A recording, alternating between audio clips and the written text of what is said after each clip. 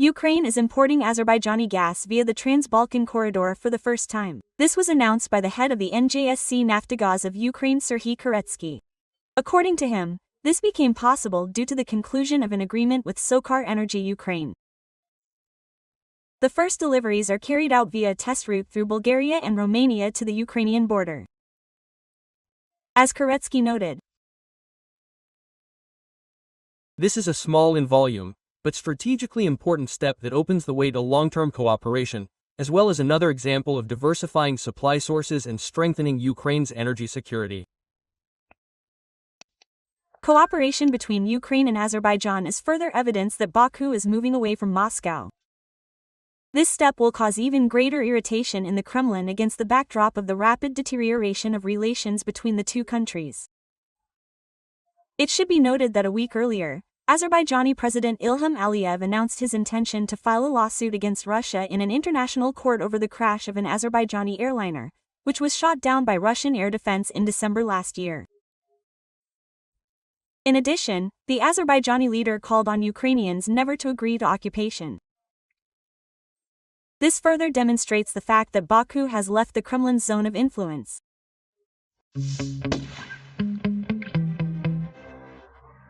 The recent friendship, or rather dependence of Azerbaijan on Russia, seems to be finally turning into hostility and open confrontation. Now the Kremlin has no levers of influence on Baku. Or none, or they are very minimal. The downplaying, the one war for Karabakh, the oppression of the Azerbaijani diaspora in Russia. All this untied the hands of the official, and there they finally began to do and say what they really think. Russia did not apologize. Russia refused to admit its responsibility. In general, from that moment on, relations began to rapidly deteriorate. For the first time in the history of relations, Baku is going to sue Moscow. What do they want to achieve in Azerbaijan with such a move? Why is Aliyev no longer afraid of Putin? Can the country face the same aggression from the Kremlin as Ukraine? And will the Russian Federation ever be able to regain its former influence in the Caucasus? We will tell you about this right now in the new issue of Arsenal. The hottest point of the new format of relations between Russia and Azerbaijan was December 25 last year. Since then, the situation has only worsened. Relations between Azerbaijan and Russia did not start cooling yesterday. Back in December of 24, a high-profile incident occurred. You remember it. A passenger plane flying from Baku was shot down over Grozny. 38 people died, mostly Azerbaijanis. During the investigation, it became known that the plane was shot down by a Russian Panzer S air defense system. According to the results of the inspection before the crash, the aircraft had no damage. Baku also stated that it has a fragment of a Panzer S missile, extracted from the plane and identified by an international expert. And to eliminate all questions, they investigated and published a recording of the Russian air defense captain opening fire on the airliner. Azimuth 338, range 7,000, altitude 400. Fire, fire, I say.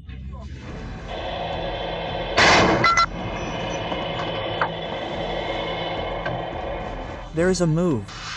The only one who, more than 6 months later, cannot figure out what happened, remains Russia, correctly. For 7 months now, there has been only one response to the requests of the Azerbaijani side. Wait, the investigation is underway. We have not received a concrete answer for 7 months. Our prosecutor general regularly sends inquiries to the head of the investigative committee of Russia, but in response we only receive a notification that the investigation is ongoing. We are ready to wait for the completion of this process, but we believe such behavior is counterproductive. This will not make us forget about what happened. We will not forget.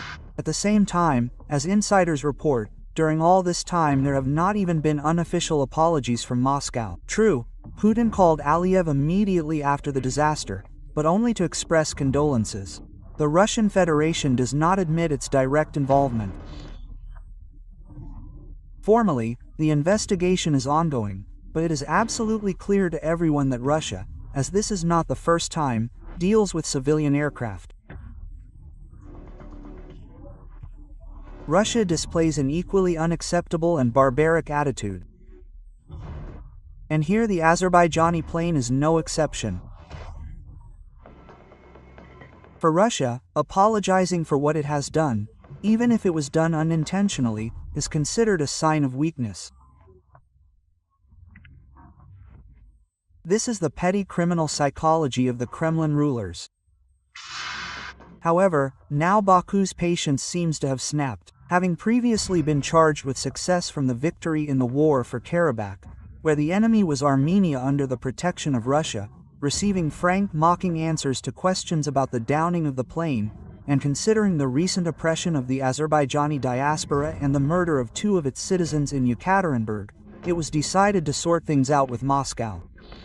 Azerbaijan feels protected by Turkey, protected by the Turkish army. Turkey is a NATO member, and a little, right? That is, Azerbaijan already considers it possible to speak to Russia in raw, and to speak not according to concepts, but according to the law. Thus, Azerbaijan is already preparing an international lawsuit against the Russian Federation for the actual murder of civilians in the skies over Grozny. The question is why the Russians do not act as any neighbor should in a similar situation. Our demand was absolutely natural: to admit their guilt, punish those who shot down our plane, and pay compensation to both the families of those killed and injured in the incident, and for the plane. In response, Russia decided to act in the usual way, to put pressure and oppress. However, Baku remains under Moscow's control only in the bunker's imagination. And earlier, Russia was hinted at this softly. Bilateral relations between Baku and Moscow, they have reached a historical minimum. And this, after the event with the plane, this is a démarche by President Aliyev. In May, he was absent from the Russian parade in honor of Victory Day on May 9th. And there is no need to explain to TV viewers what Victory Day, the parade, means for the Russian establishment. There was also the suspension of membership in the CSTO and much more, but the Kremlin did not recognize the signal, or rather decided to force friendship with the Russian Federation, probably not taking into account that Baku already has a friend and a much more influential one. Now the Kremlin does not have any levers of influence on Baku, or they are very minimal. We had the Karabakh problem, which Moscow manipulated for almost 3 decades, but with Azerbaijan's liberation of the occupied territories and its growing alliance with Turkey, it can now resist Russian influence in the South Caucasus. And the current lawsuit is nothing more than the normal actions of any civilized country that no longer wants to play at being a fictitious union state, to decide things behind the scenes and live by the principle of bash na bash. They shot down a plane, answer for it. If you don't want to do it in good conscience, it will be according to international law. No one will keep quiet about anything anymore. If earlier the official Baku media tried to avoid open criticism of the Kremlin, now the controversy has broken through all the usual boundaries. Indignant comments about Moscow and Vladimir Putin personally were heard in all the leading Azerbaijani media, from state channels to news agencies. For example, already on June 29th, in the evening news broadcast of the state TV channel ASTV Russia, Russia was openly called a prison of nations, directly appealing to the infamous nickname of the Tsarist and Soviet empires. The host addressed the Russian president almost familiarly. "What happened, dear Putin? Are you really so worried that Azerbaijan has become a strong regional player? For the first time in 200 years, it has regained its territory and defended its national interests, so that the world arena recognizes President Aliyev as a strong leader." Moreover, it is worth noting that by fleeing Karabakh during the war in 2023, the Russian Federation lost its influence on both sides of the conflict. Armenia, having seen what an ally Moscow really is, also decided to find new friends. The Americans and Turkey are very active in achieving the conclusion of an agreement. And the conclusion of an agreement between Azerbaijan and Armenia means only one thing for Russia. It will leave this region, because the question of the fate of the Russian military base in the city of Gyumri in Armenia will automatically be raised. Russia has already practically lost Georgia, Armenia, and Azerbaijan. Only Armenia remains. And not for long. The recent military exercise of official Yerevan with the US Army is further proof of this. Did you like this video? Then don't forget to like it and subscribe to our Arsenal channel. The link is in the description under the video.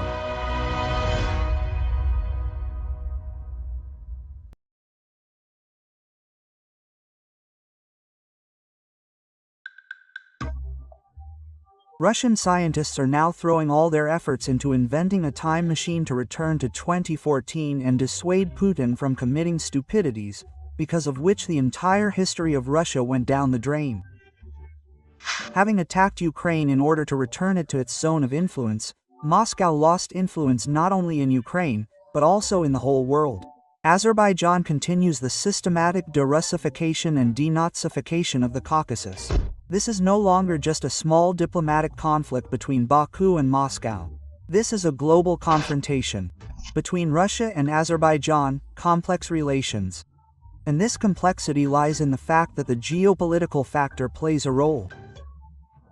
Now the Americans are actively pursuing their policy in our region, in the Middle East, in connection with Israel. Accordingly, the task is, first of all, to achieve the conclusion of a peace treaty between Azerbaijan and Armenia. There is a task there. In fact, this means squeezing Russia out of the South Caucasus. Azerbaijani President Aliyev called Russia an occupier and called on Ukrainians to fight it to the bitter end. A year ago, it was impossible to even imagine such a thing. My answer will not differ from what I said then. And I think that this is in line with the aspirations of the Ukrainian people to never agree to occupation. This is the main advice. This is what we did. Moreover, Aliyev gratefully accepted a gift from a Ukrainian journalist who presented him with chevrons of Ukrainian combat units. That is, the president of Azerbaijan openly supported the armed forces of Ukraine. The most valuable thing is that they are our defenders, because our army is the only guarantee of security for Ukraine. The most valuable thing is that thank you very much, thank you very much. Continue. So, Azerbaijan is not just leaving Moscow's orbit, it is starting to destroy the entire Russian-centric world. And Moscow itself is to blame for this, which, due to its hyperbolic pride and imperial chauvinism, openly despises and spits on its neighbors. 6 months ago, orcs shot down an Azerbaijani passenger plane over Chechnya. Citizens of Azerbaijan were killed. That it was the Russian air defense that did this is beyond any doubt, neither in Azerbaijan, nor in the world, nor in logic. The testimony of the surviving witnesses of the damage to the plane is a fact that cannot be disputed. But instead of punishing the guilty and paying compensation for the crime committed, the Kremlin, as usual, began to tell a lot of shameless lies, just like in the case of the downed Malaysian Boeing. Baku was simply furious at Moscow's brazen and inadequate behavior. Aliyev began to speak harshly against the Kremlin for the first time. We can say with complete clarity that the plane was shot down by Russia. This is a fact, and no one can deny it. It was a regrettable and unexpected moment for us that the official Russian agencies put forward a version about the explosion of a gas cylinder on board the plane. In other words, it clearly showed that the Russian side wanted to hush up the incident, which, of course, does not honor anyone. Azerbaijan insistently asked Russia to conduct an honest investigation and punish the guilty, but Moscow responded by pretending that nothing had happened. It's no big deal, but they shot down someone else's passenger plane. It's not the first, and it won't be the last. The Russian leadership has no empathy for the deaths of citizens of another state. They have been burying hundreds of thousands of their own Russians for 4 years. Why should they worry about the Azerbaijanis? On the contrary, the Russians are very irritated by Baku's claims. How dare a small state, invented by Lenin, demand something from a great superpower? How long will a 30-year-old independent republic be allowed to attack a 1,000-year-old Rus, even in diplomatic terms? Will there be some kind of harsh response? Moscow sincerely believes that the Azerbaijanis have no right to be outraged by the murder of their citizens and are even offended by the fact that the Azerbaijanis speak ill of them. Absolutely Nazi ideology. Russians consider themselves supermen who can do anything. Everyone around is second-rate and must tolerate any antics of the God-bearing people. There is simply some nation there that has decided that they are above all of us. Like, this nation has decided to be above us, and other nations, like, shouldn't joke about them. Like, they are like, don't joke about us. They say, respect us, only respect us. But in theory, we are all equal, right? Following this very Nazi ideology, mass pogroms against Azerbaijan began in Russia. As a result of the latter, people died. Putin's cops simply beat them to death. And Russian society supported it. No condemnation or censure, because Russian society is pumped up with hatred and malice. Everyday racism has always flourished in Russia, but now they have come up with an excuse for it. Azerbaijanis are enemies because they have not come to terms with the murder of their compatriots. For this, they will now be persecuted and repressed in the swamps. Never agree to occupation. This is the main advice. This is what we did on our own example. That is, he kind of compared Karabakh with what is happening between us, I mean between Russia and Ukraine. Here. Well, of course, in essence, Aliyev directly called us occupiers. Unpleasant, to put it mildly. Official Baku stopped any attempts to negotiate with unbalanced sadists. In response, Azerbaijan began to harshly detain Russian citizens and propagandists, cancelled all cultural events of the orcs and explained to Moscow in understandable diplomatic language who it is and where it should go. Who are you? I did not invite you. Go. The authorities of Azerbaijan have taken the Kremlin seriously and now want to prove that Putin is a war criminal. Azerbaijan is filing lawsuits in international courts against Russia to hold Moscow accountable for the downing of a passenger plane. It turns out that the Azerbaijani side does not believe that Putin will punish the culprits of the tragedy. Yes, they refuse to, take the blame on themselves. Therefore, Azerbaijan has no other alternative. Yes, it is a long way. This incident and the reaction that Russia has, it will certainly affect mutual relations. And it is already affecting them. Someone might think that Moscow will not comply with Fialatov's decision in international courts. But this is only temporary. When Russia loses the war with Ukraine, it will be forced to pay all the bills and answer for all the sentences. So Baku is acting for the future. From Moscow's point of view, Aliyev must understand and forgive. Well, in much the same way as Ukraine had to understand and forgive, there was the downed Malaysian Boeing, the invasion of Crimea, and further down the list. First Ukraine, then partly Armenia, and now Azerbaijan, they have run out of understanding.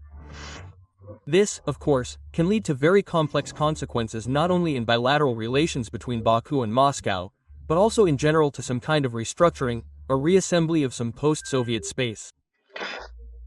Naturally, such news from the Caucasus made the butts of the Zetniks and propagandists burst in the swamps. They demand a little, no less, to start a war against Azerbaijan. They even whipped up a quick casus belli.